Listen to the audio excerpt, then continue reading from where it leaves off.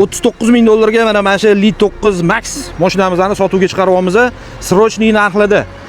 Mashinamizning holati yomon emas, yaxshi holatda. Aybi bor, aybini aytamiz hozir.